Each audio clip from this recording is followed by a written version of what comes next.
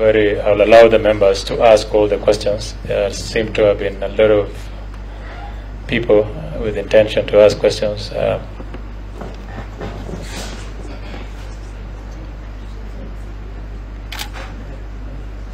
I'm being guided by the legal counsel that you need to say. Honorable Chair, I was going to request, considering the sensitivity of the office that approach board, that I give this to the committee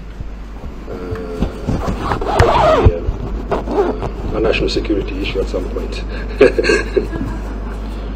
I will then, honorable colleagues, because I've seen many of you have so many questions to ask. I will allow each member to ask one question. If you can note them, Mr. Noordin, I will be taking 3 questions. Just 1 second, honorable Kwenya. You will ask that question.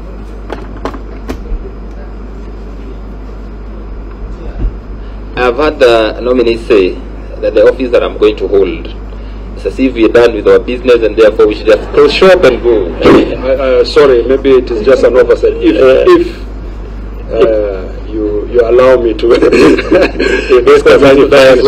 please, I apologize if that's how it came out. I will start with confirmed. Thank you. So, Mr. Noordin, please we'll be taking 3 questions in set of 3. We will take the 3 questions and then you can respond to the 3, then we'll take another set of 3 questions. I will start with Honorable Yusuf, Honorable Mark, for being nominated by His Excellency the President. My first question relates to his vision. What is your vision for the National Intelligence Service, including key strategic goals and initiatives that you plan to implement if we were to be selected for this position? And how do you plan to navigate the complexities and the challenges of the current intelligence landscape? And perhaps looking at your education and experience, tell us how it has equipped you for the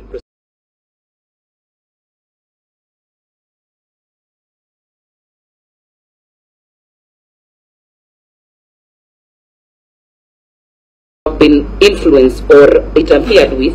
What will you do differently if you get to the NIS? And I said because the prosecution used to be under the AG, where you also served before the 2010 Constitution, and the idea of ODPP was to get the independence and integrity for prosecution. So I'll be very keen to know what would you do differently. Finally, you have you had worked with the NIS before, and all the way to the level of Assistant Director Counter Organized Crime with NIS.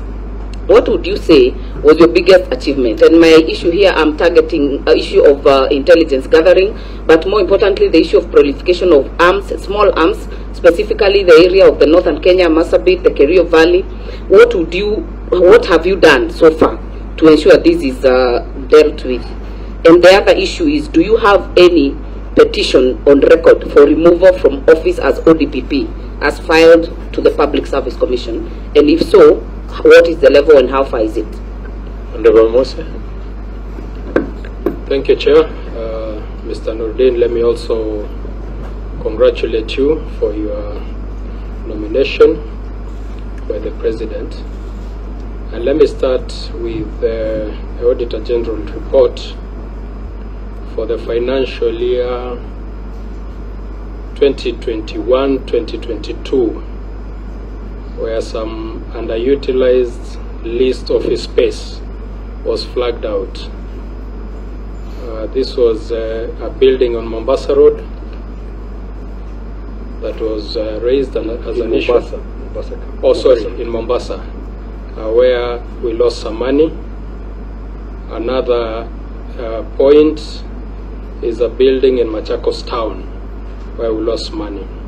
Second, the National Intelligence Service is no longer keen on local intelligence. And a case on point here is the Shakahola issue. What will you do differently to make sure that government is not caught flat-footed, as it has on several occasions?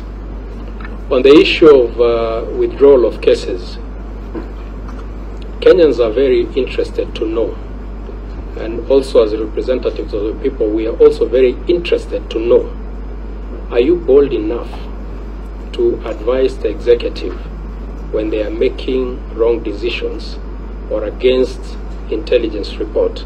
Because we've seen past regimes being advised boldly and they follow. The Kibaki administration, the Uhuru administration have also had in the past been advised by your predecessors. You look like somebody who is able to be used by the executive.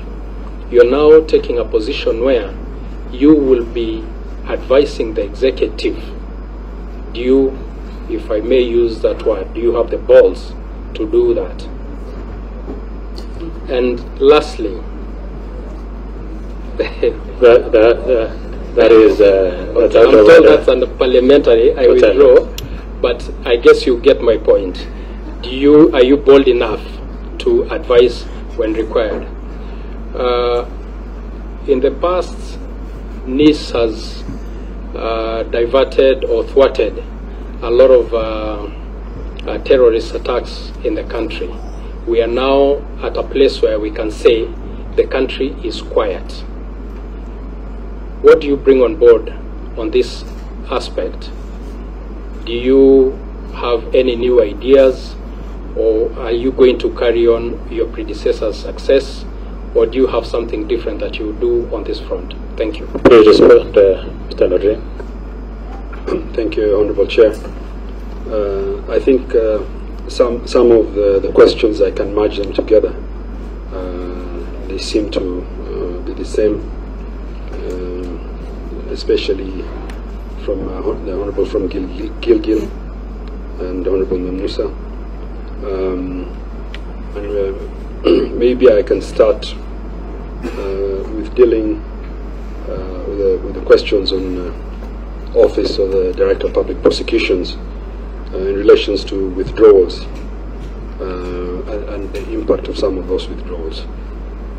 Honorable Chair, first I would like to bring it to the attention of the committee that the Constitution is very clear, Section 157, from 6, 7 to 11, on the roles and the powers of the Director of Public Prosecutions.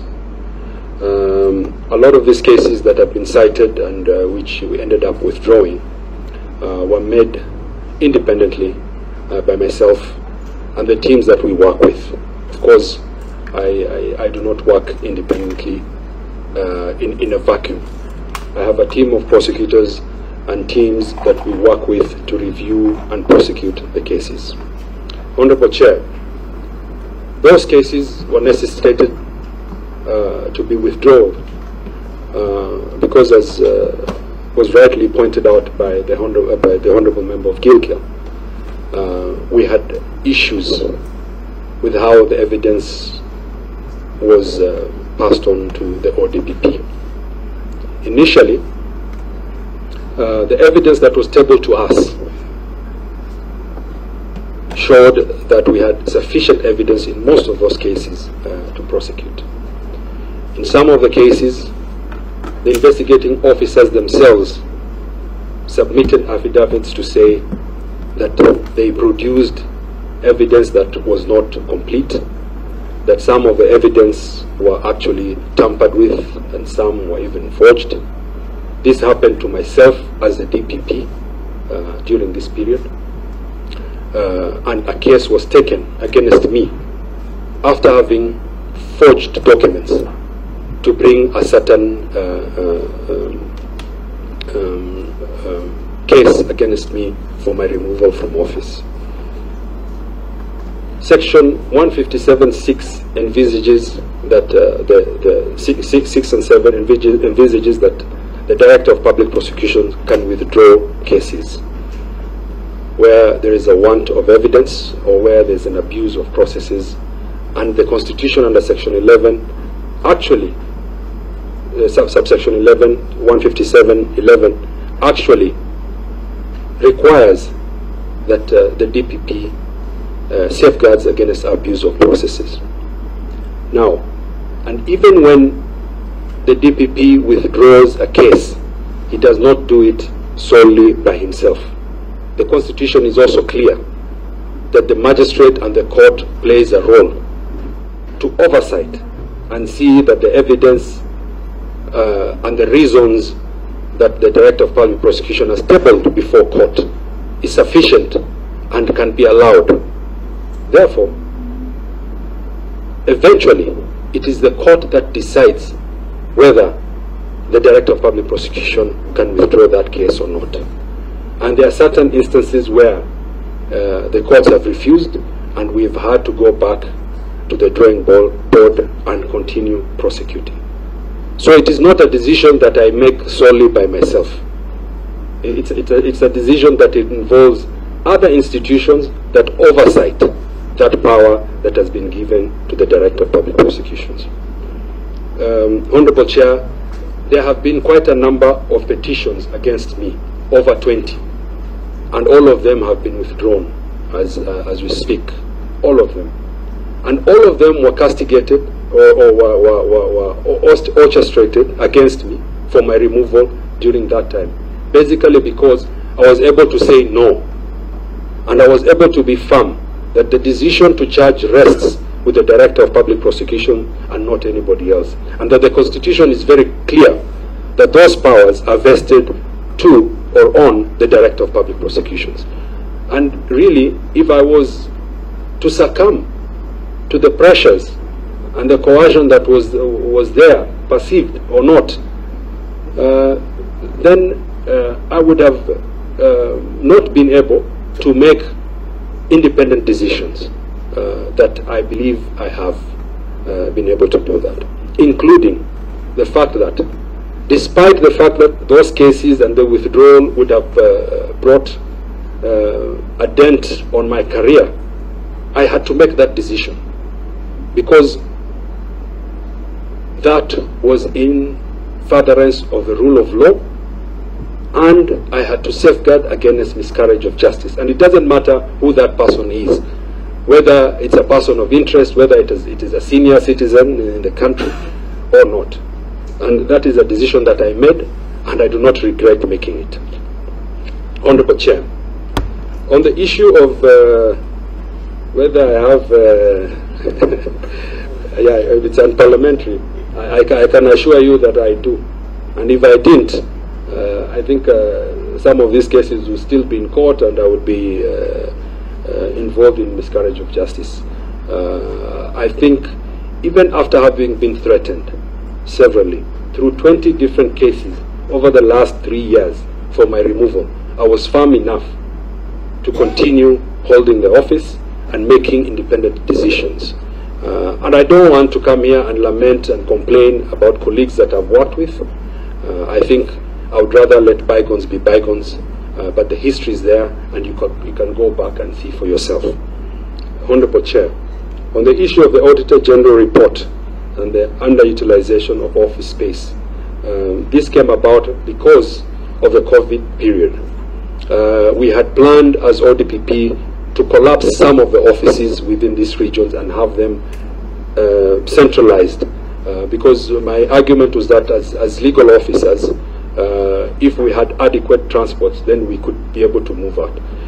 In the process of that, we had started acquiring offices that were big enough to allow for accommodation. However, we did not manage to realize that because of the COVID period, and because of that, then when the auditors came in, they felt that this space was lost. There was no actual money that was lost.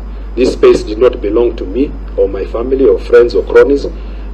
These were offices that were properly acquired, and I apologize if we had lost the money, but it is a decision that we had made. But because of the COVID pandemic that came in, there were certain issues that we could not, I mean, it was beyond us. And for that, we have and we'll take corrective measures. I go back to the first question by Honorable Yusuf Hassan on key strategic goals and the vision that we have.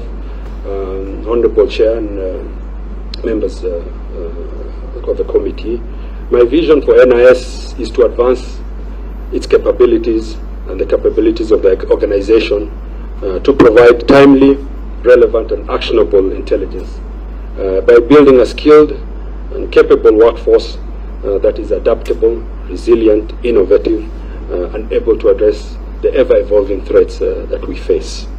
And the question is, how will I do that? And I've come up with a strategic plan that I hope, or that I envision, if given the opportunity by you and if I'm affirmed by the committee and parliament. And it is centered on people, systems, and processes. And I envisage refocusing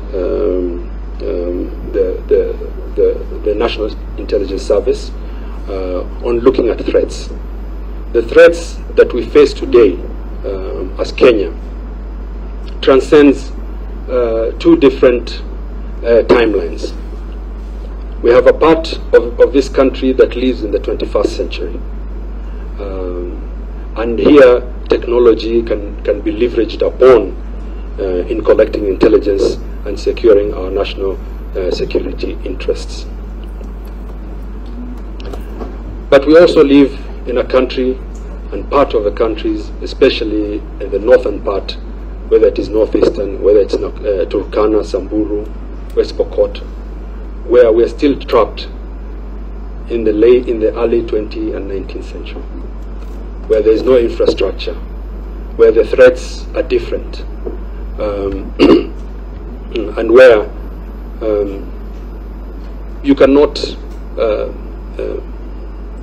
really say the areas are at par with the rest of Kenya. And because of that, I think we need to refocus how intelligence is collected in the NIS. And with this, I envisage a human at the core. What do I mean by human? I mean by collection of intelligence that focuses on human intelligence, and not collection of intelligence that solely depends on technology. Because in essence, if we're over-dependent on technology, we are not going to be able to address the various threats that we face as a country. Honorable Chair, there are certain things that I might, because I've just realized I'm still on camera, that I may not be able to expound, and I don't know how you can help me with that, whether I should proceed or... At this point, should it say that if there is something sensitive that you will want to expound, that you probably can leave it until later when all the members have asked the questions, and you can address it towards the tail end of your... Okay. So as I said, and I will not expound too much what I mean by human at the core, but human intelligence is collecting intelligence directly, face-to-face, through sources, agents, and informers. And I intend to refocus the systems and the human resource that we have within the NIS. In addition, the processes, we have to recognize that we live in a global world, and because of that, we are also dependent on technology and other systems that leverage and give the NIS and our national security an advantage or leaps in being able to safeguard our security. Honorable Chair, on that, I intend to configure the National Intelligence Service for it to become fit for purpose. I think on that and the strategic view that I have, maybe you will allow me to also do it in camera so that I can expound on some of these issues. Honorable Chair, there was a question from Honorable Mimosa on Shakahola. Mimosi, sorry, Honorable Mimosi. Everyone struggles with that name. I think we will have to force you to change your name. Maybe I can say member of Kajiado Central. Yeah. On the issue of Shakahola. And I think there is a misconception. If I'm not wrong, NIS did give timely intelligence that initially was actioned upon. And even as ODPP, we were able to prosecute some of these individuals, especially Mackenzie. However, when we went to court, he was given bail. Probably the argument is this bail that was given was not adequate to safeguard from the atrocities that he has committed. It is not correct to say that NIS did not play its role. Probably the rest of us within the criminal justice system might have to review how to action intelligence. And this is one of the view and one of the visions that I have, that as NIS we will be able to assist the criminal justice system to convert intelligence into evidence. Because I think the intelligence that is there cannot be used in court. However, it has to be converted so that it can be actioned as evidence. On the Shakahola, Honorable Chair, I think there will have to be a paradigm shift for us as a country. For a long time, I think extremism and violence extremism was viewed from a certain prism, because terrorism has traditionally been viewed, especially in Africa, as a problem that has been brought about by Islamic extremism. I think with the Shakahola incidents, we can see that as NIS, under the government, whole of government, we will have to cast our net much wider to cover extremism that can come from either the Christian faith or Hinduism. In India, for example, we have Hindu extremism, and those have to be dealt with. I think the paradigm shift that has to come is that extremism can come from anybody, whether they be Muslims, Christians, or Hindus. And the posture would be that we will have to deal with them as such that they can be potential threats. There are adequate mechanisms in place. I think NIS, NCTC, and other, NCTC stands for National Counterterrorism Center, and other security organs have adequate programs in place. We have what you call the CVE programs, that is countering violent extremism, and we only need to apply that across board. Since the infrastructure exists, I think the only paradigm shift that we need to do is now focus on all religions and understand that they have potential of becoming extremists and committing crimes that are beyond. If you look at Shakahola, I think we are going to over 300 bodies, and we have still not finished. The sum of it is that it is at par with some of those organized terrorism attacks that we've had.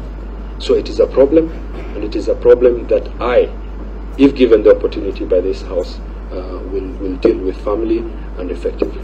Thank you, Honorable Chair. We'll take another three from Honorable Kwenya, Honorable Kalabamisi, and Honorable Krima. Thank you, Chair. And I also want to join my colleagues in congratulating Noordin Haji on his nomination by the President to head this very important department of National Intelligence Service. And I must say that I am one person who is well pleased with your family history, and especially your father, to start from there, being a civil servant. He served at one time in our county, then district, when you were a young man. I was an old man then. And looking at your history and your trajectory, seems like we would be right to say in your father's footsteps. Sky may be the limit if this committee is going to approve you. But your stint in ODPP, Office of the Director of Public Prosecution, something caught my eye. You are the accounting officer. right? Now, and some question has been just been raised here on the issue of some audit query. What if, I don't know whether you thought about this as a leader would want to be very transparent within your tenure as a DPP. What if at one point the report of the Auditor General qualifies their report and an investigation is carried out by the relevant authorities, and then recommend for prosecution to be carried out? How successful would that be? Haven't you felt like you are conflicted to some extent? Because honestly, having a case against your office, who would prosecute? And this has brought some soft underbelly in terms of the office of ODPP and accountability, and to the extent that if someone is found culpable, and especially your office where you are the accounting officer, what would we happen? Have you as a good leader given any recommendation as to how we'd get ourselves or get ODPP out of that quagmire whereby the accounting officer is the prosecutor? Otherwise, I must say everything else I am satisfied with the questions that you've answered. But on this one, I would want to hear, because you get into an office with a bigger budget, and honestly, you must give yourself into that level of audit and accountability. Thank you, Chair. Honorable Messi. Yeah, thank you, Chair. Chair, first of all, I want to appreciate and recognize your heavy academic credentials and your education history. I want to take you back to where you started. You said you formulated the decision to charge, meaning you are responsible for all the cases that go to court, right? Then why did you say you were forced to charge without sufficient evidence when the decision to charge is actually yours? And you know, whether the merit or demerit of it is neither here or there. What is important is the trust. How can Kenyans trust you that you will not drop high-profile intelligence the way you dropped high-profile cases, whether it's for political expedience or otherwise? Then secondly, Chair, also by your own words, you've recognized the importance of international system and said that the global world as an external actor is also important to the national interests. So allow me to label you as a liberalist. And therefore I'll give you an example of a US journalist who was arrested in Russia on charges of espionage, ostensibly by trying to obtain classified defense information. This was a journalist. Where do you draw the line between free media and information gathering? Because we exist in a convoluted kind of international system where there is free flow of information, too much freedom of express gathering of information. So where do you draw the line? This is intelligence gathering, and this is a free media. And I have not been able to get the file, so hope you don't mind asking, what is your net worth in terms of what is your collectively net assets juxtaposed against your net liability, and what is the source? Honorable Kramer. Thank you, Chair. First and foremost, congratulations for our ODPP to have been nominated for the position of the DG NIS. We hope that is going to hold it with that integrity which it has been having in case we approve him. And my question is regarding case number 257 of 2017, criminal case Mombasa, Chanzo Courts. In this case, one DPP, your anniversary mentioned there. You are so much aware because I know you must have gone through the judgment, sorry. And in page 45 of the same judgment, and page 46 and 47, your anniversary mentioned there. You are including the officers who were in operation at that moment. And you see, in the same case, they said that quite a lot of money was taken away from the accused persons when the charge was done. And whatever was presented as part of the evidence was not the amount which was said that it was recovered. How much money? 20,600,000 shillings. 20 million was misappropriated, or? That's what was with the accused persons. No, I think Honorable Chair, if he can read. That's page 46. Yeah, it is all. He claims 2 million for the judgment. And then what presented in court, it is 18,500,000 instead of 20,600,000. Thank you. I wanted you to clarify that. Don't be jittery about it. Please wait for that question. Because I was to come more to that one. You know, that matter was presented before the court. And at the end of the day, the court did not find the accused persons guilty. And now, as part of the group which was investigating the case, did you find it necessary to advise the prosecution to launch an appeal against the judgment which was arrived to by the magistrate court in Chanso? That's one. And if you did so, what were the results? Because I don't have any further judgment to that effect. That's one. Secondly, let's be brief, Honorable Chair. Yes, Secretary, you know, when it comes to cases, Chairman, they are different from these other general questions. Secondly, there is this idea of, which have been asked by my colleagues, of dropping cases, criminal cases, against high-profile citizens of this republic.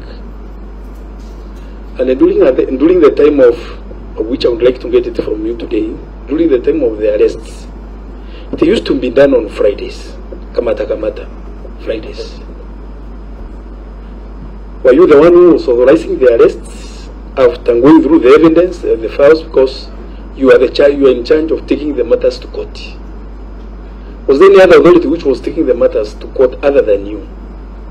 Because as the part of the Constitution, the article which you quoted, it is in that article implied that in case the DPP who is in the DPP who is in the office miscarries out the evidence or injustice to the parties concerned, whoever will be incoming is the one to drop after seeing that there is no evidence or there was victimization or something like that. What was the essence of why you now, after carrying out, you know, in criminal cases, first and foremost, what comes before you take the matter to the court, is a statement from the witnesses. Once you going through them and get satisfied that there is a substantive case of which can sustain a conviction, of which then later you came and you include many cases. That's all, Chairman.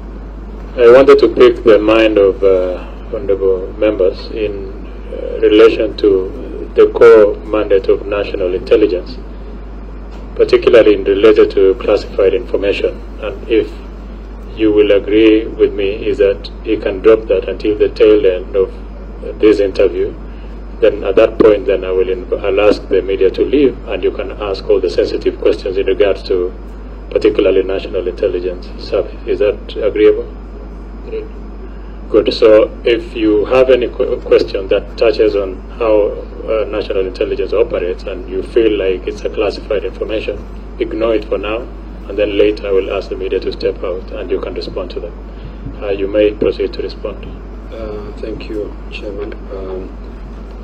I will start with the last question by Honorable Kirima on case number 257. Honorable Chair, first I would want to submit a search certificate that was signed by one Stephen Vika Mangira. And that such certificate, the counting of the money was conducted in front of him. And he signed that the money that was recovered from him in the boot of his car was 18,500,000. 18,500,000. And then I will also submit the statement that he himself voluntarily signed, where he says he had only 18,500,000 shillings in the boot of his car. So when he comes and says that it was 20 million, I think that is very wrong. In addition, we took him to court under the asset recovery, and it was very clear from this judgment, which I shall also submit, that Mr. Mangira was found to be a pathological liar, because he kept on changing the amounts of money that he says he had. And the ruling is here. In fact, the 18,500,000 was forfeited to the government. In addition, more money that he had in the account that he could not explain was also forfeited to the government. And I have the ruling here, and I will submit it to the committee. So those allegations are completely unfounded, and they are malicious, and they are meant to just taint my image. But I will submit all this for the committee to have a look at. The idea and essence of dropping cases or withdrawing cases is a constitutional requirement where there is abuse of processes. And as I said, I want to let this rest, but maybe I have to explain where there are abuse of processes, and this comes to the attention of the DPP. The Constitution actually envisages that he will take action on that, and that you cannot just sit pretty and say you will wait for the next DPP to deal with it. My conscience will not allow me to allow miscarriage of justice.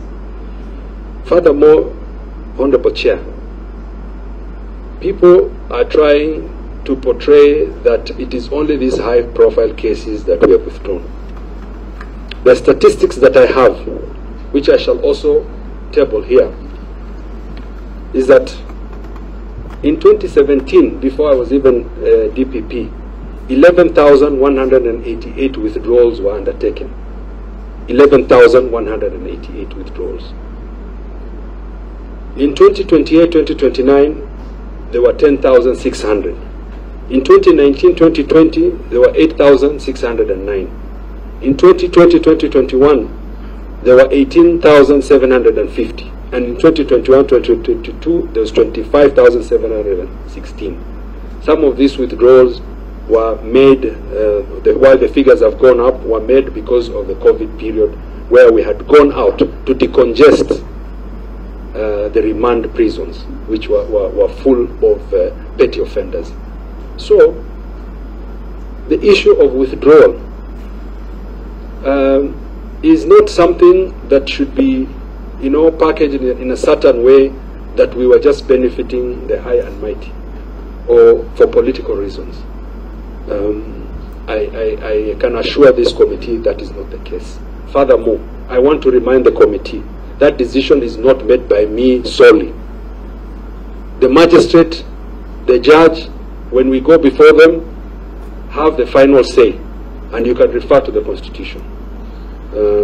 So, I think, Honorable Chair, let us agree that there are safeguards that were put by the Constitution, and these safeguards are working, and that there are no abuses of processes.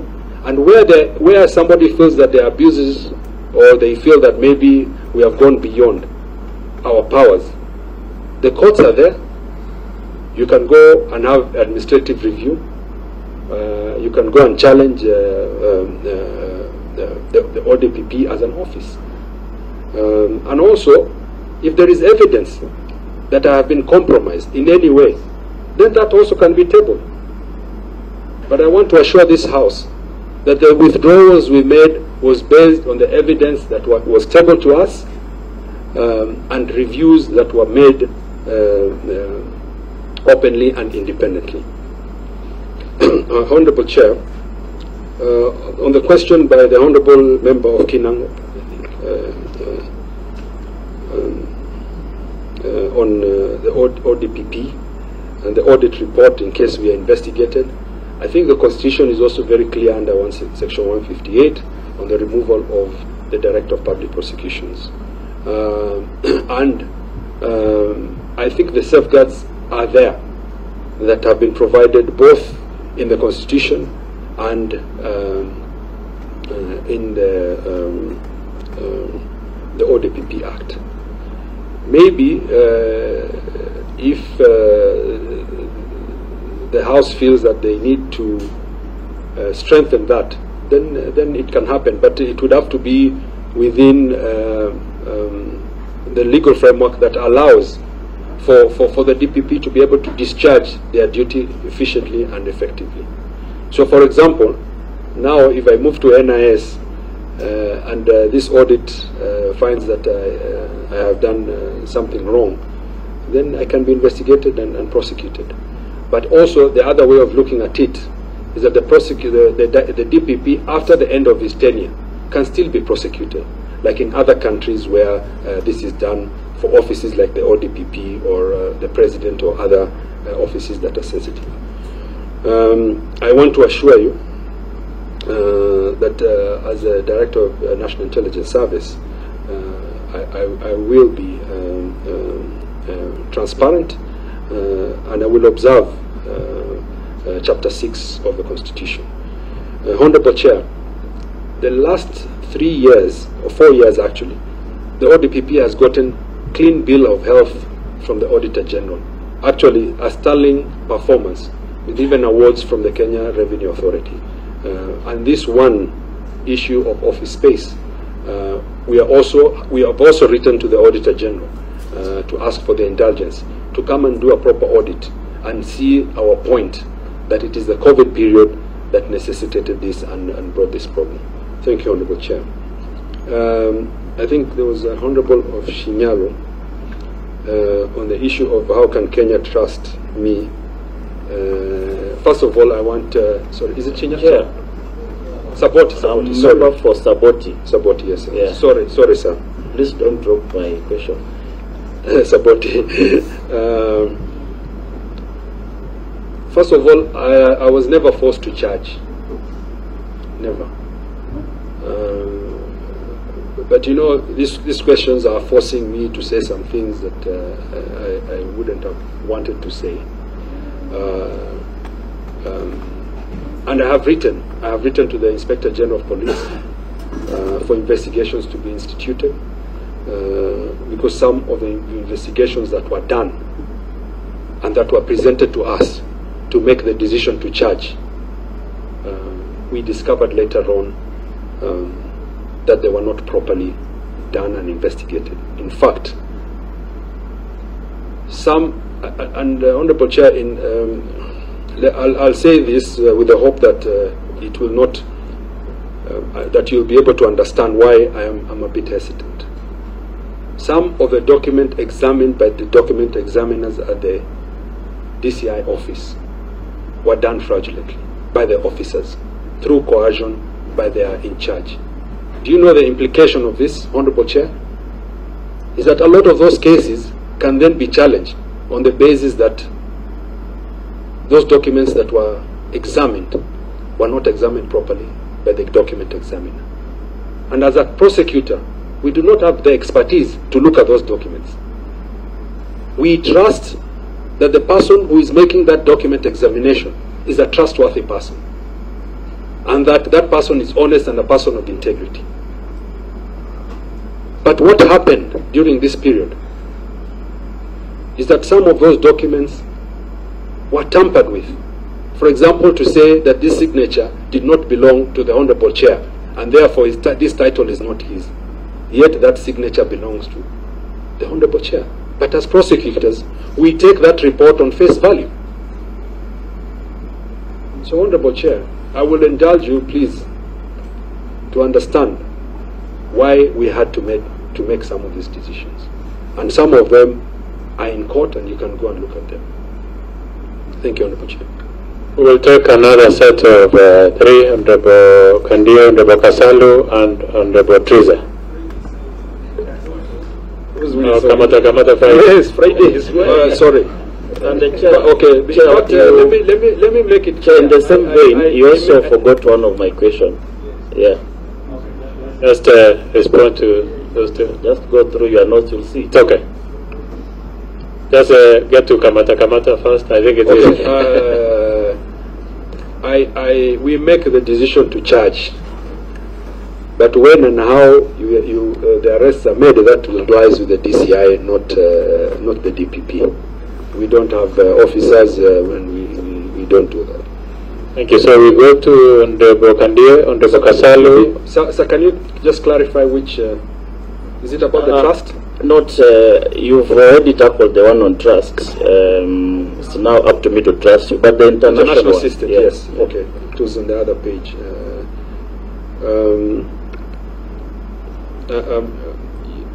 Okay. The line between free media and gathering intelligence. I think that will be defined with the kind of intelligence that we collect. Of course, we will analyze the evidence that is brought and see whether indeed that person is undertaking espionage. Of course, we respect free media, and that will be one of the planks of my leadership, if given that opportunity to serve as an NIS Director General. Espionage can be undertaken through what you call cover. So somebody can come as a media practitioner, they can come as a doctor, they can pretend they are businessmen, they can pretend to be anything, yet they are collecting intelligence. As NIS and in the Act and the Constitution envisages that the role of NIS is to collect security intelligence and counterintelligence. And the NIS has a whole division called counterintelligence that collects intelligence and safeguards Kenya against espionage. So if a person has taken the cover that they are media practitioners, we will get the intelligence and we will table the evidence so that that person can be stopped and prosecuted in a court of law for undertaking espionage. We live in a global system, and we have to interact with the international community. In fact, where countries have similar aspirations and who share similar visions as Kenya, we are bound to work with them, even in the collection of intelligence, because it adds value and it gives us that multiplier effect of being effective in safeguarding our national security interests. Thank you, Honorable Chair. So, Honorable Kandia, Honorable Irene Kasalu, and then Honorable Trisa. Thank you, Chairman. Mine is, I want to congratulate the nominee for the offer he has been given by the President. But one question which I want to ask him is, I don't know whether, many countries nowadays, in terms of intelligence, they are no longer interested in, for example, spying on Kamamusi or Wangare. They are more interested in spying for economic benefits. What will you do as Director General to make sure that we go for intelligence which will give our country the input to make sure that we grow our economy faster? Two, very many people are complaining that that you did very little in your office as ODPP in terming corruption. And I don't know whether you know that two things can break a country. One, insecurity. Two, corruption. So what will you do to advise the executive in making sure that they look at those, or what will you do in as a Director General to help in turning those two items, corruption and insecurity? Honorable Kasala. Thank you, Chair. And first, I would like to congratulate the nominee. And of course, again, congratulating is well read. I'm a person who likes education, so I see somebody of his caliber, I'm encouraged. So when it comes to his, I've listened to him, I've read the papers that will be given here, and in terms of experience, in terms of books, I think he's suitable for the job. But when we come to his integrity issues, he has mentioned earlier, as he was responding to some of the questions from my colleague, that his image may have been dented because of the many withdrawals. And you know, he has really tried to explain himself, and most of the time I just see you trying to shave and put blame on other offices. And clearly, I'm sure you know that the public don't have a lot of confidence in yourself. And we feel that you are getting this job because you're being rewarded by the president. Are you being rewarded, Mr. Haji? And Chapter 6 requires you to instill trust in the public. What do you plan to do to make sure that you are able to salvage that, because it's already down the drain? Secondly, the agency of NIS is an independent office and requires you to act as such. So how do you plan to cooperate with the executive and still be able to remain and to have the office being autonomous and doing your job without the interference of the executive? And finally, how big do you think cybercrime is in this country, and what do you plan on mitigating it? Thank you, Chair. Thank you, Chair. Through the Chair, I would like to congratulate our nominee, Mr. Noordin Haji. You are aware of the corruption that is in this country. Money laundering has become rampant, but we haven't had anyone who has been brought to book. Please tell this committee how you have impacted this country in a positive way to fight corruption as the immediate former Director of Criminal Investigations. Thank you, Chair. You may respond to the three, then we'll take another set. I've not forgotten you, Mheshimiwa.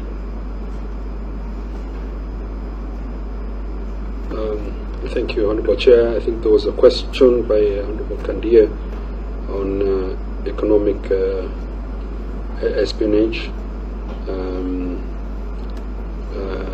and how we can help in growing our economy faster. I think the role of the NIS is very clear, that we collect intelligence. What we will do is ensure that we collect timely, accurate intelligence to advise the government and the whole of government on how best we can further and strengthen our economic position as a country and as an anchor country within the region. On the issue of corruption and insecurity, I think he was saying that I did little in terming corruption, and I beg to differ. I did a lot. As I had said earlier, it was during my tenure that the highest ever fined case was achieved during my tenure. And it is not the only one.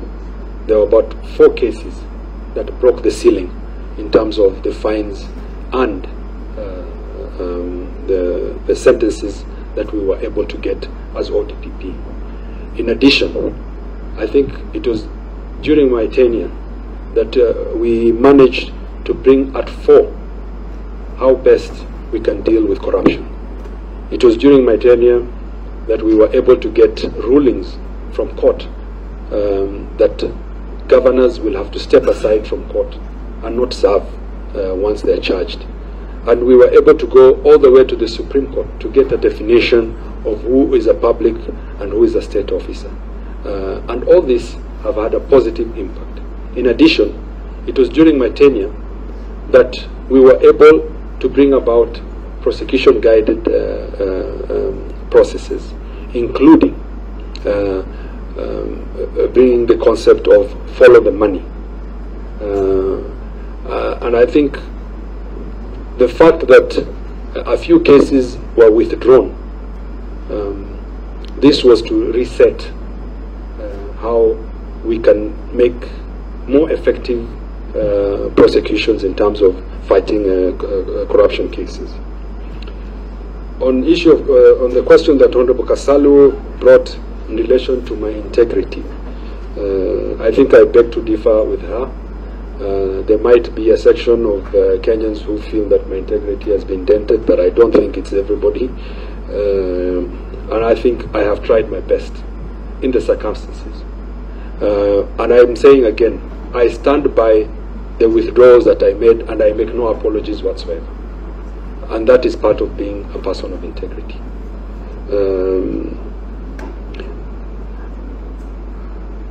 The other question that you asked is how I'm going to instill public trust. I think I have observed Chapter 6 as the Director of Public Prosecution. If you pick any of the values under Chapter 6 in relation to integrity, I don't think there is even one that you can fault me on. The issue of withdrawal is a constitutional power that I was given. Nobody under the Constitution can come and question those powers. And if anybody wants to question how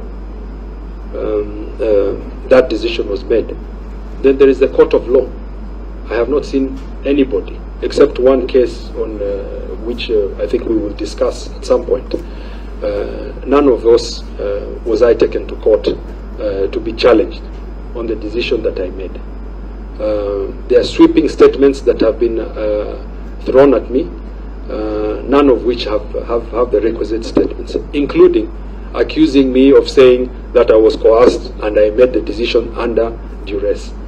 At no point did I say that. Actually, what I said is I was coerced, but I did not succumb to any coercion whatsoever. And the kind of coercion that was meted at me, my house was broken into. I was taken to court severally, over 20 cases within a span of 2 years, and many other things that I cannot discuss here, but some of which I think that they have been alluded to. And this is not a gift, as you are trying to say, or a token from His Excellency the President. Because National Security Intelligence Service is not an organization that you can just wake up and say you're going to gift somebody, or a token because of the good work somebody has done. I think a lot of thought was put into this, and His Excellency the President must have seen the value of having me as his nominee, the director, as a Director General of National Intelligence Service. I think there was a question by Honorable Wanjiru on, sorry, maybe if you can, sorry?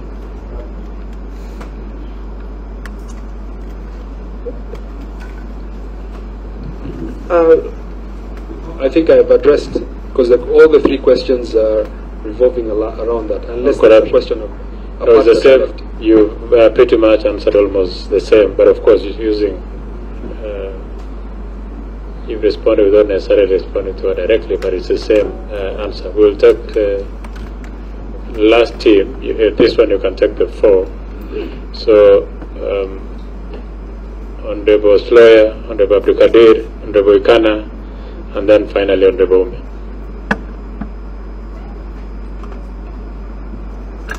Yeah. My name is Sloya, like I said, and mine is just very simple.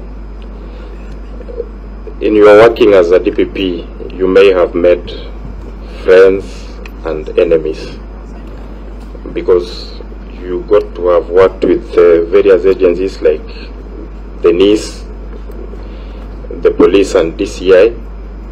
My question is, how would you handle a situation where you need to work with someone who has a different opinion than yours? Then 2, in trying to refocus on how intelligence information is collected by NIS, how would you determine if a source of intelligence information is trustworthy? Thank you. Honorable Abdulkadir. Thank you, Chairman. And Noordin, welcome once again to this parliamentary committee. And firstly, let me congratulate you for your nomination to this critical office. I know you had a checkered career within NIS and later on DPP. So I think it is with this great appreciation of the track record that His Excellency President has, out of his wisdom, decided to nominate you to this position. Dr. Karim, please just go straight to the question. My question is, based on your inside knowledge of NIS, please identify 2 areas in its recent operations that you believe to be addressed in order to obtain smarter, effective outcome. The operation that you think that can be changed, the current operation. The other one is this country is facing huge threats from terrorism within the country and outside. Al-Shabaab, Mugiki, drug breaches. What is your plan for more efficient intelligence gathering should you be approved? The other question is, as you said earlier, most of the cases of breach of security in this country do have information and they give the information to security agencies. What is your plan to strengthen the existing coordination mechanism between NIS and other security organs, especially lower administrative structures like counties, sub-counties, and even ward level? Thank you.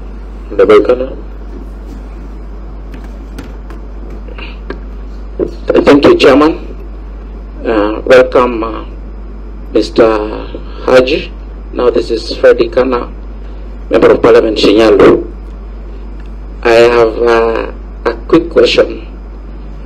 One of the emerging security threats to this country is tax evasion, and I think the President has been on the forefront in trying to fight these people who are evading taxes and avoiding their share of national duty in developing this country. I want to know if this committee approves you to be our next head of intelligence. What strategy do you have in place to support the President and of course the nation in addressing the issue of tax evasion? Then finally, I've had a look at your CV, and I must say I'm impressed with the meteoric rise in positions on promotions. But of course, out of curiosity, I see between 2013 and 2016, you were promoted 3 times, and some of the promotion actually came in a span of less than 6 months. So just out of curiosity, maybe just to clarify to myself and Kenyans, to what extent that this will be attributed to your good family name and of course connections and influence. I think the last question, in all fairness, is extremely unnecessary, and I will guide that you did not respond to that. Honorable Ume, please. Thank you, Chair, and once again I would like to congratulate the nominee. I've been following the good work you did throughout your term at the office of DPP, but the office you intend to, or the office you seek to occupy currently, is an office that in the eyes of the public has lost a lot of trust. And there are many cases of EGK, especially the extrajudicial killings. And myself, from where I sit, my uncle, I lost him to EGK in 2019, and up until now the case has never gone anywhere. So how do you intend to address these issues, especially to regain the trust in the eyes of Kenyans? Thank you. And just as a rider, so that Honorable Ikana doesn't feel that I was a bit harsh on him, is that you're a member of parliament. Tomorrow your son shall not be denied an opportunity to be a member of parliament merely because they carry the Ikana name. So I think that that is on that note, and I don't want us to escalate beyond that. So that point of order, Mr. Chairman. You know, some of these questions we are asking not on our own behalf. We are asking because the people who are asking, some of the people we are representing, have those questions on their mind. But so it's only good that it is clarified. There's a criteria that Parliament uses during this vetting, and I'm sure you had seen it earlier. Academic qualification and the rest, you are aware of them. Those people are not aware of them. Proceed. Thank you, Honorable Chair. And I would want to, first of all, correct Honorable Ikana. I was not promoted 3 times consecutively. Please look at the CV properly. Don't confuse holding different offices, being transferred from one office to the other, as being promotions. Those are not promotions. I held different offices in different departments under the same level. So I was never, and I have never been promoted. I think, I believe I am a man who is self-made, but I thank my late father for creating a foundation for all of us, and that is not a crime. I think it is something that I'm proud of, and I'm not going to hide that I'm the son of the late Honorable Mohammed Yusuf Haji. On the issue of emerging threats, and you're talking about tax evasion, I think as NIS, again, what we will do is provide timely intelligence that is well analyzed and that will add value, and that will be intelligence that is actionable, which means KRA can use it to recover tax evasion or taxes that have been evaded. And I think that is the best thing that NIS can do. Of course, we will also try to leverage on technology to ensure that we are able to give the capability to the government to get the required taxes so that we can be a country that is self-sufficient to carry its own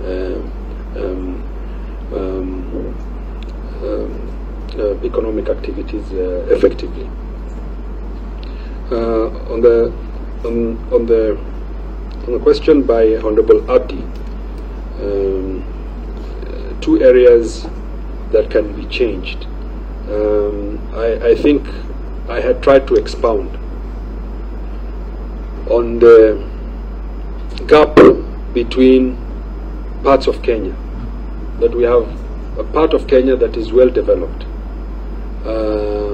that is in the 21st century, that is dependent on technology, and we have parts of Kenya that are behind.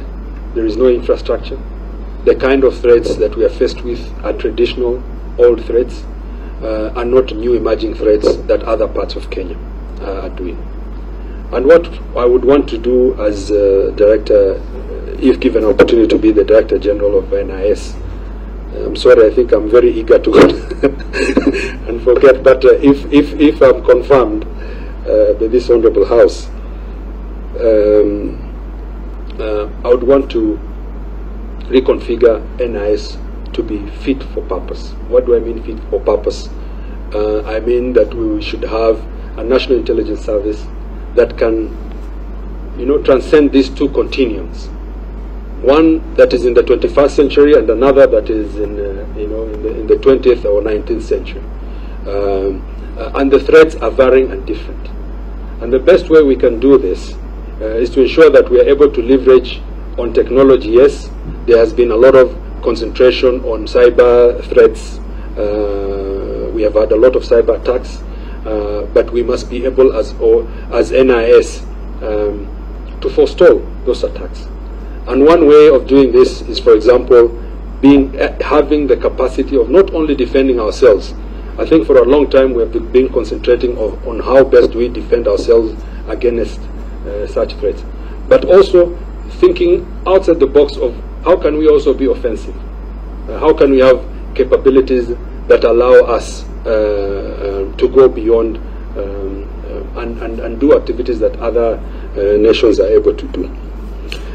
One other thing that I would want to deal with the other side of the country is being able to collect human intelligence from the ground.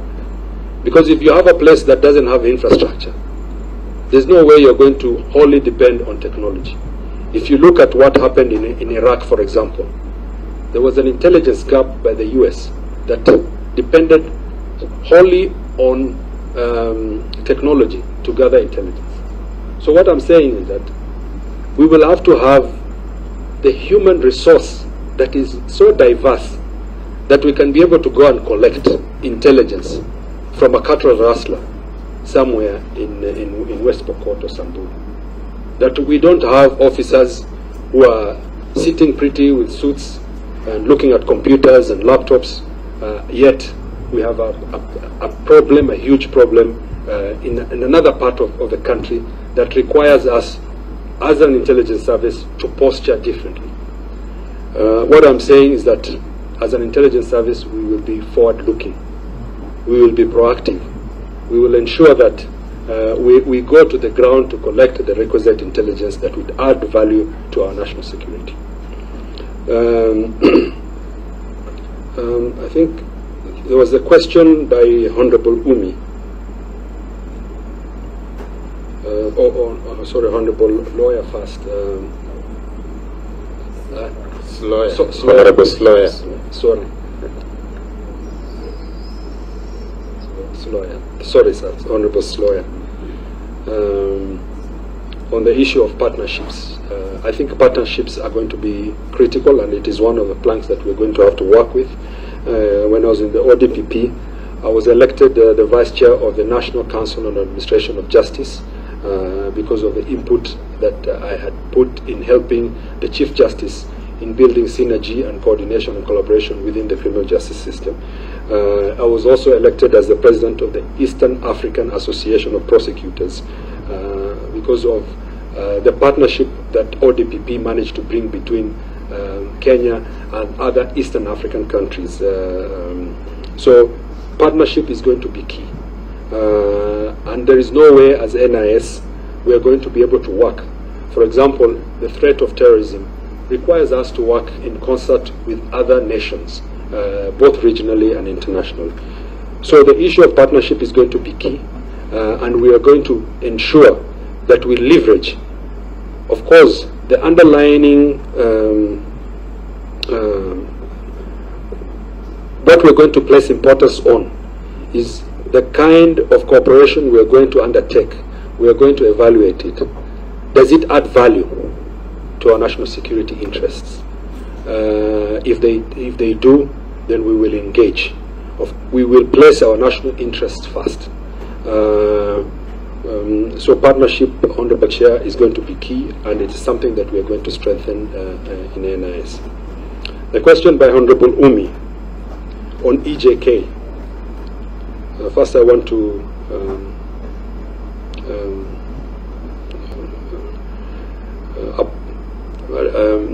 I'm looking for the right word, but to condole with you and say sorry for the loss of your uncle. Of course, EJK is unconstitutional. It is illegal, and it is something that hopefully, if given this chance under my leadership, we will not condone or entertain. We have, even under our DPP, undertaken quite a number of investigations to investigate those people who have been involved in EJKs. But we have also prosecuted quite a number of police officers who have been found guilty of extrajudicial killing.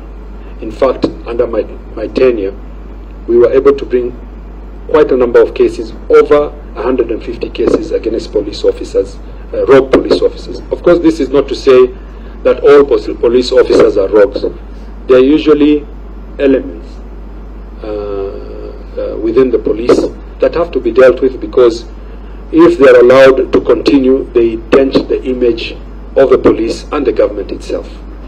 And on those occasions, together with the Independent Policing Oversight Authority, we were able to bring over 150 cases, and we were able to get quite a number of convictions against police officers that were brought.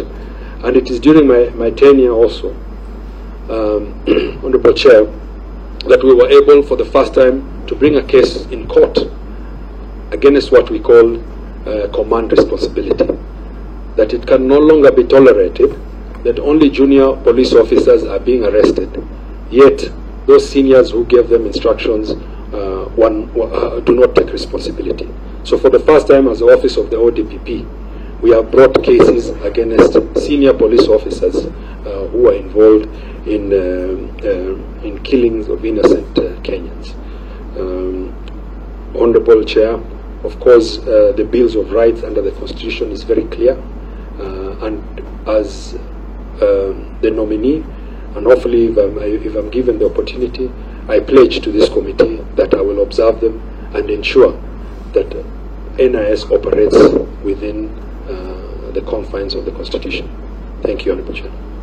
We'll take from Honorable Vice Chair. Not really a question, Chair, just a further clarification. I just wanted to get a clear clarification from the nominee. Earlier on, you said the 4 petitions that were filed against you, were they withdrawn, or did you subpoena the court? Thank you. There were actually 20 cases, and they were all withdrawn. There is one that was a petition. There's a difference between petition. All petitions were withdrawn, and all cases in court against me were withdrawn. And I did not petition. It is the petitioners themselves who withdraw. There is one petition last week, I think you must have seen, by Transparency International, that was taken to the Public Service Commission. I think that is the only one. The Public Service Commission is yet to communicate to me. Okay, Honorable Vice Chair. Thank you, Honorable Chair. Some of my questions probably much later will touch on in camera. I'm sure we have exhausted for the next phase, probably as the Chair directed. If you go to on camera, we'll be able to go. But first, congratulations, Noordin, for the nomination and the trust that the President has in you. Most of the things have been covered, but one aspect is about the mandate of NIS. Calls for a high degree of dependence on the organization's independence.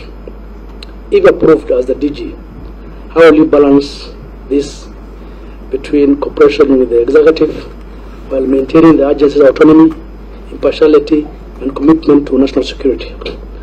The next one, I'm sure you have talked about, is the issue of HUMIT, that is the human intelligence. And I'm sure you reckon that NIS has become too elitist. Too elitist. That is the observation, and I'm sure most Kenyans believe so. And as you said, most parts of this country are not equal. There are ones in 21st century, others are in 20th and 19th century.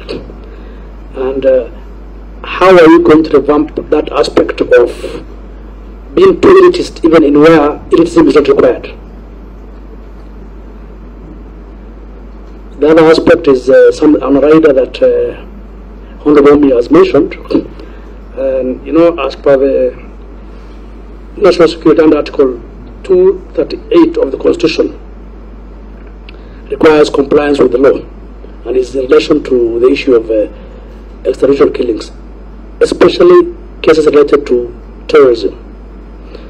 How are you, if approved by this committee and the National Assembly, are you going to deal with the compliance of this, especially your institution complying with this law?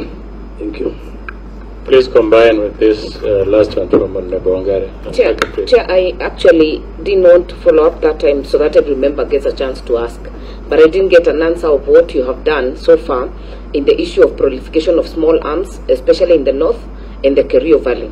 And there's also something else that you have said, maybe a clarification, that your office, in terms of the withdrawal of cases, had no capacity to actually ascertain the credence of the documentation that was submitted to you, and you relied on trust. So how then did you figure it out eventually? And what does that mean to the cases that were not withdrawn, that some even got convictions? Does that put it now to the balance of the credibility of the cases, which could even be more than the ones that were withdrawn? Proceed, Mr. Haji. Thank you, Honorable Chair.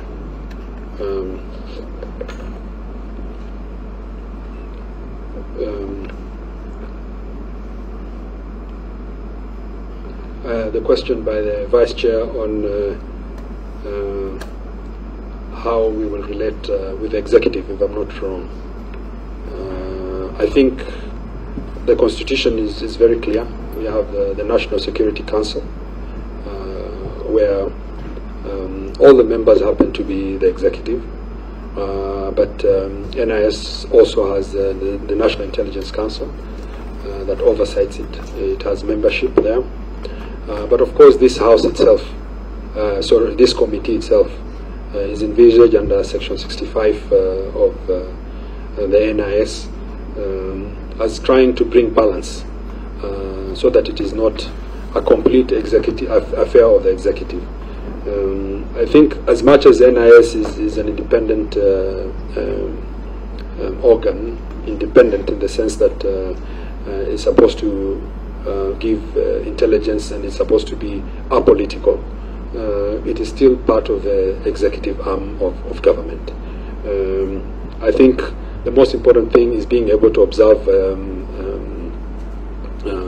the Constitution from issues of chapter 6, ensuring that there is integrity in what we are doing, and the balance is actually brought about by the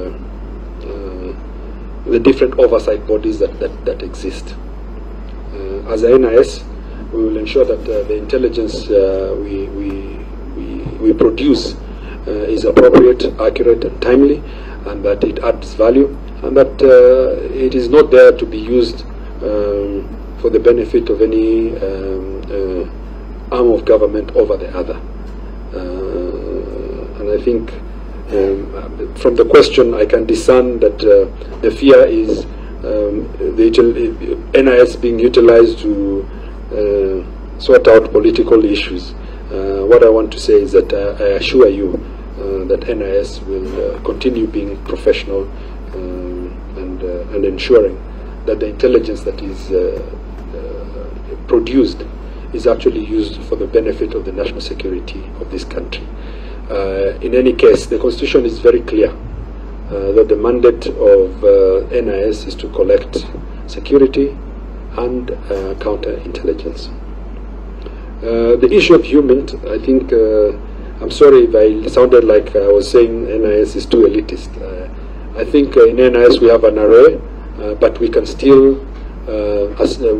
be able to build on the diversity of the human resource that we have, so that it reflects the threats that we are likely to face. And in that way, I think the recruitment processes will have to be relooked at in terms of who are we targeting. We will have to target a cadre that is professional in terms of the requirements and the professional gaps that we need to fill in. But we will also have to have a cadre, as I said earlier, that can be able to cover the different facets of this country. And this therefore means maybe we will have low cadre, in the sense that we might have to recruit people who finished Form 4, and we should not maybe confine ourselves to individuals who only have diplomas and degrees. So in that way, we will try to cast the net much wider and get a bigger spectrum of our population. On the issue of EJK, I think first of all I would want, and I hope it is not controversial, but the cases that I have dealt with when it comes to EJK, there are maybe just one that I can think of where officers from NIS have been mentioned. Most of the other EJK cases cannot really be attributed to NIS. But that is something that I want to say. Because NIS plays a critical role, especially in multi-agency formations and teams, and tries to add value in how counterterrorism is being dealt with. I think what I want to commit myself with here is that we shall ensure that at least the input of the NIS is to safeguard the human rights of each and every Kenyan. And the Constitution envisages whether you're a criminal or not. Of course, there are certain instances where if it is combat or something that the force that has been used is commensurate with the threat, that is something that then can be explained. But what I want to commit myself here is that we shall be an institution that observes the Constitution and the human rights of each and every individual.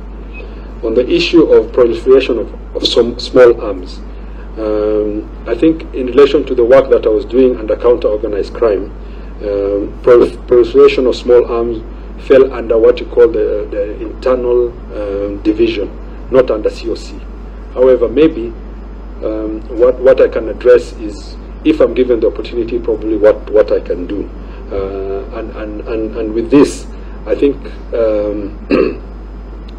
being able to have an array of possibilities of collecting intelligence will be important. But a lot of the proliferation of small arms occurs within our borders. I think as Director General, if confirmed as Director General of NIS, we will have to ensure that we are able to cover these areas adequately through collecting of intelligence, as I said, human, and a lot of this can actually be attributed to the fact that the arms are coming in these areas that have no infrastructure, and then finding themselves into Kenya. But also international cooperation and regional cooperation will be key to ensure that we are able to deal with the proliferation of small arms. Regional instability has meant that there's a rise in this. With the instability in Sudan, in South Sudan, in Ethiopia, already in Somalia, that we have had to live with for a long time, this is likely to go up. But as I said, we will try and configure ourselves in such a way that we can be able to surmount this problem.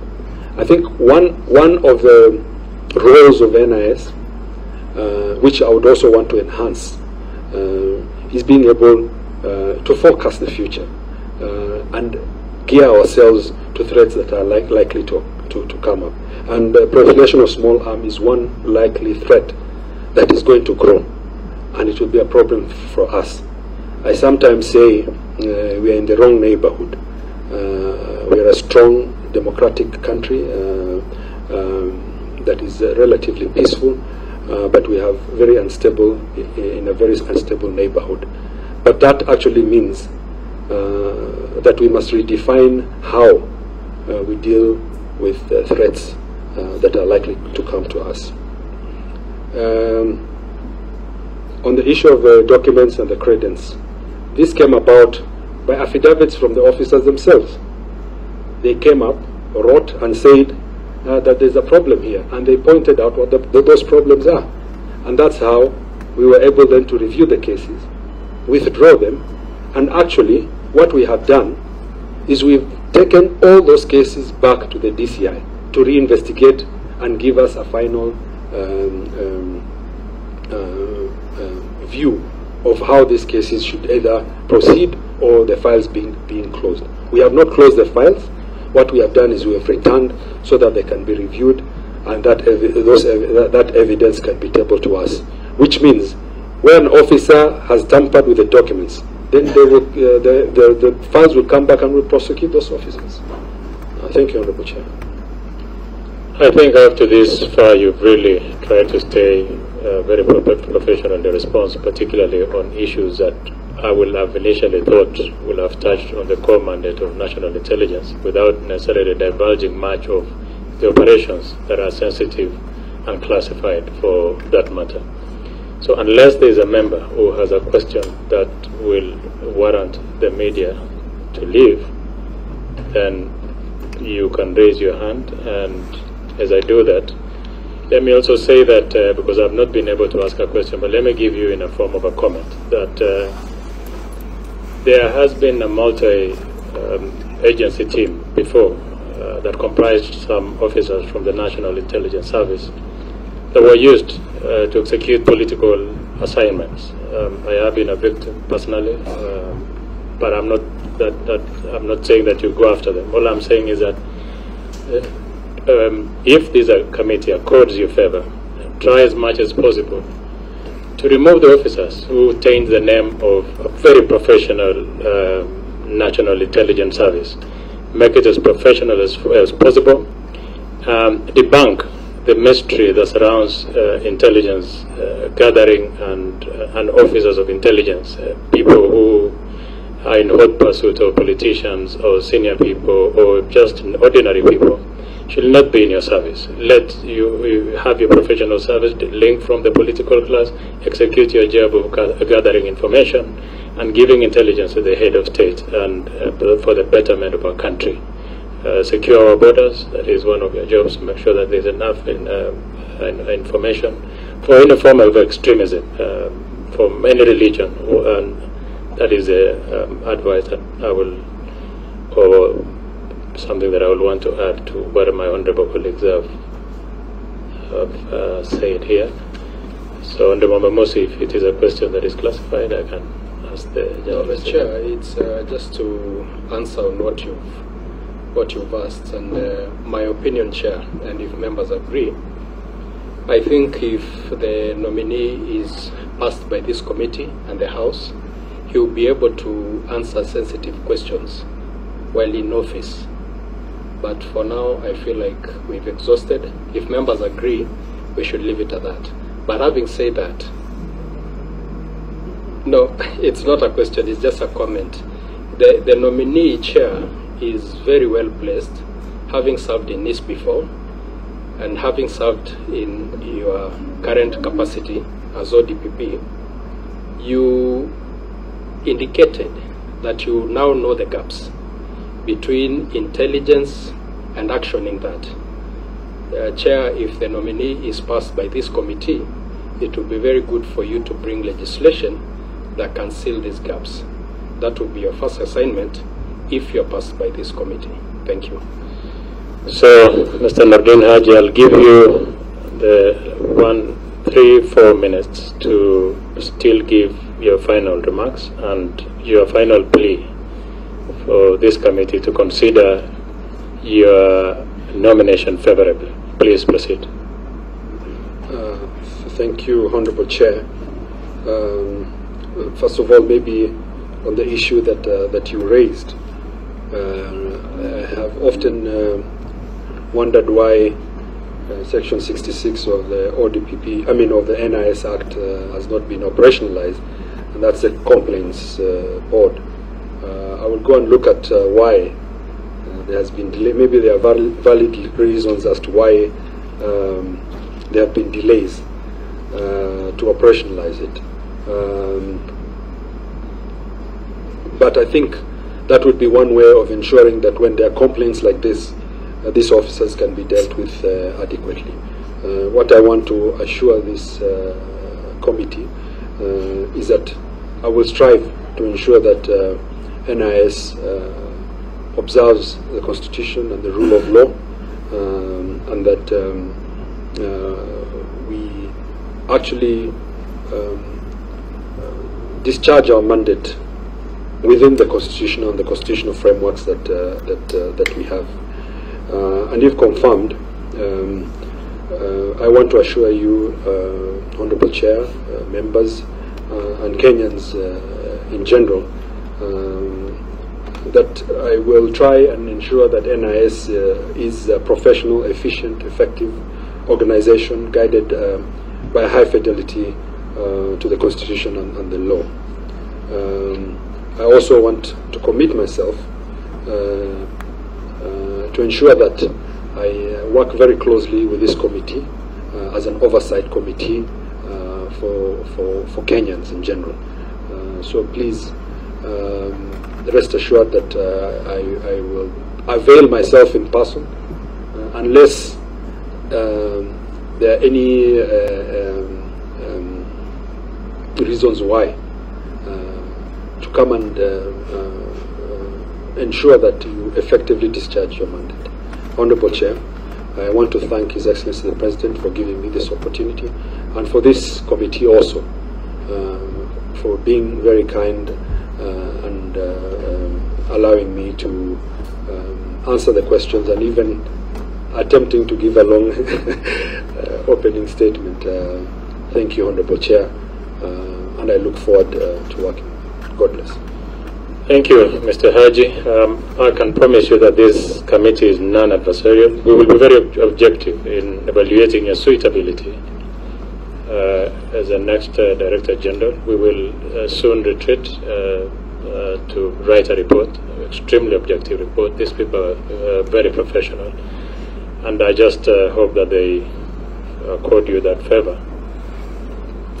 Before then, I can only wish you all the best. You might leave at your pleasure. Just for the record, for the members of the press, it is that DPP Haji has given us all the statutory requirements. We have all of them here with us, and none has been left out. Thank you, Mr. Haji. You might leave at your pleasure.